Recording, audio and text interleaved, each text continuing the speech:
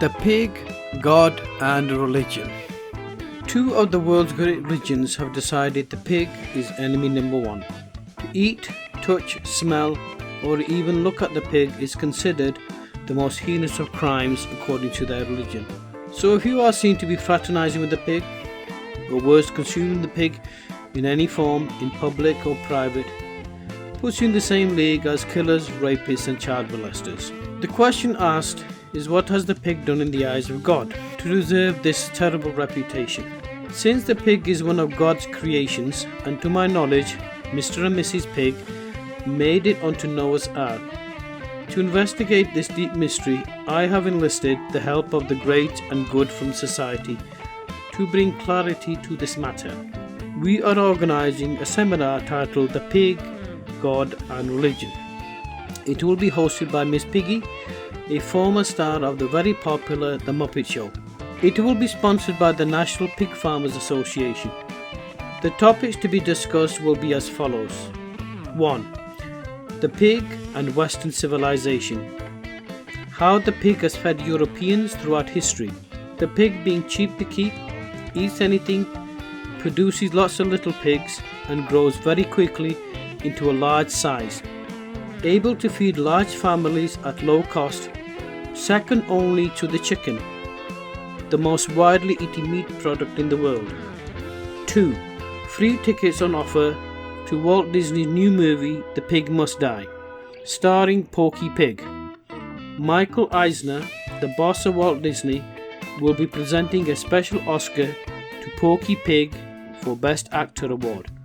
Mr. Eisner, being Jewish, will be wearing a body armor, white suit covering the whole body, including the head, also gloves and a mask.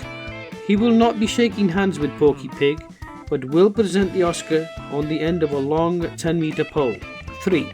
Free tickets on offer to the play Pygmalion, opening in London theatres soon for 6 weeks only. Get to see your favourite actors behave like pigs. 4. Your local bank branch manager will be giving a talk on how to save money for young children. He will be giving out free piggy banks for the children. Don't miss out on this free offer. 5.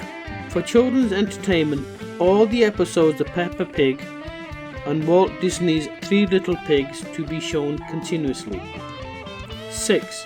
The pig as cultural icon. The Chinese celebrate the pig in elaborate ceremonies every year. The pig is crucial to the Chinese cuisine and cultural life. You can participate in this annual event where you will be able to dress up as a pig in the parade. Best pig costume will win a free trip to the local pig abattoir. 7. We will be holding a talent contest for the best pig impersonations and pig jokes. The winner gets to sponsor a pig for life. Many people in the world do not eat the pig for religious reasons, others for cultural or personal reasons. If you are brought up in a household where you do not eat pork, then there is a good chance you will grow up not eating pork. The religious reasons for not eating pork seem to fit in a number of categories. 1. Muslims do not eat pork because it is written in God's work and considered an unclean animal. 2. The Jews do not eat pork, perhaps for the same reason as Muslims, plus you cannot eat any animal with split hooves. So in Israel, an enterprising Jew genetically modified the pig and fused the hooves. His target market was the more liberal, secular, less religious Jews for whom the pig is not so bad or evil and tastes quite good. The devout religious Jews were not having any of it. They decreed if it looks like a pig, whether fused hooves or not, then it is a pig, and therefore not kosher. And it has been banned to my knowledge unless there is an underground thriving pig market in Israel. Whenever there is prohibition on something, it usually creates an illegal market for the product.